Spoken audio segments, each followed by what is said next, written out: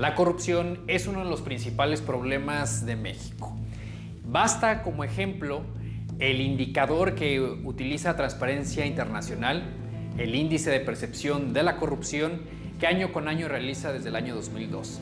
En este indicador nuestro país resulta punteado, por ejemplo, en el 2018 con 28 puntos sobre 100, poniéndonos en los peores niveles de corrupción. Y bueno, hay muchos casos entre los políticos mexicanos que avalan este puntaje obtenido en dicho indicador. Por ejemplo, tenemos el caso de Odebrecht, la estafa maestra, agronitrogenados, oceanografía y un largo etcétera. Por supuesto, sin olvidar a los Duarte y todas las corruptelas de los gobiernos de Calderón y Enrique Peña Nieto.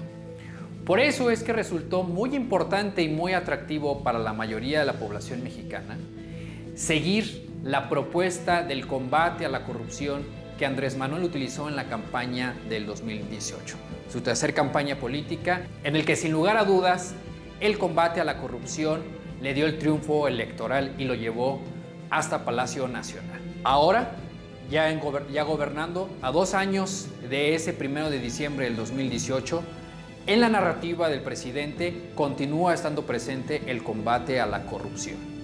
Muchos estudios han dicho que incluso en el 90% de sus discursos el combate a la corrupción está presente.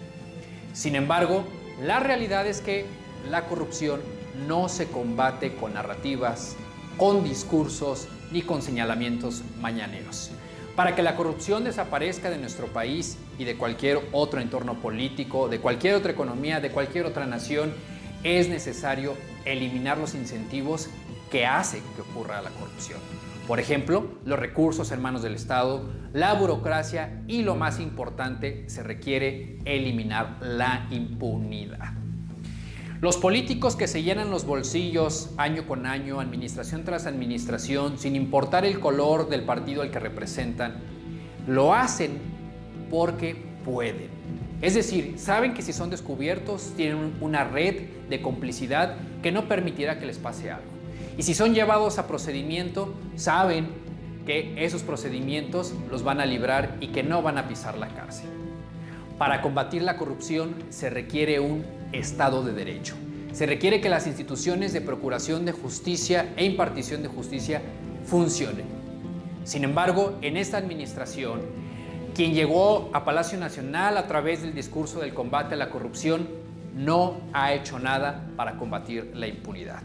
Todo lo contrario, a pesar que desde hace muchos años señala un día y otro también a muchos integrantes del gobierno de Calderón y de Peña como corruptos, nunca presentó una denuncia. Y ya en el 2018, ya habiendo tomado posesión de la presidencia, tampoco lo hizo. Pasó un año y casi 2 años después tenemos, por ejemplo, que apenas inició una carpeta de investigación en contra de Luis Videgaray.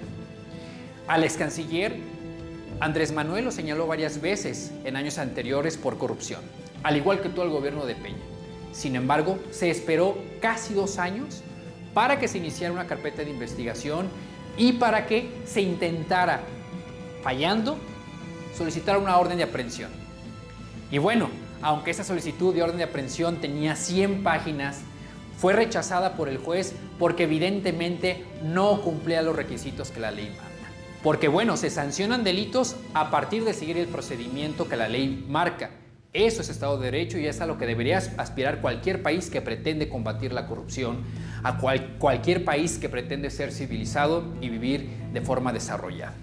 Sin embargo, el gobierno de Andrés Manuel, que un día sí y otro también señala a diversos actores de corrupción, no los denuncia, no los procesa y cuando lo hace, ocurre como en el caso de Luis Videgaray, en el que mediáticamente fue muy rentable para Andrés Manuel señalarlo o intentar señalarlo por traición a la patria. Sin embargo, las 100 páginas en las que se solicitó la orden de aprehensión estaban mal hechas. Y eso nos lleva a una pregunta muy interesante. ¿Lo hace a propósito el gobierno de Andrés Manuel o es que tiene una incapacidad?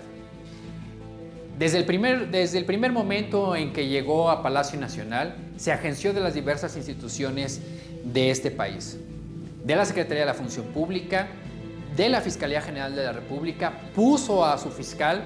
¿Cómo es posible que desde hace 2 años no se haya procesado a nadie por corrupción? Sí, podemos decir que a Lozoya. Sin embargo, él sigue libre y muy tranquilo bajo el supuesto de que lo están utilizando su testimonio para poder inculpar o imputarle delitos a otras personas. Pero eso también nos trae otra pregunta más. ¿A poco es necesario lo que diga Lozoya para poder imputar a alguien más cuando Andrés Manuel desde hace muchos años ha señalado a varios de corrupción? ¿Quiere decir que los ha señalado sin tener los datos en la mano?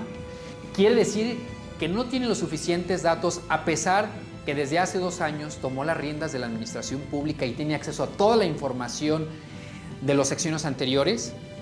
Entonces nos encontramos, repito, frente a este cuestionamiento.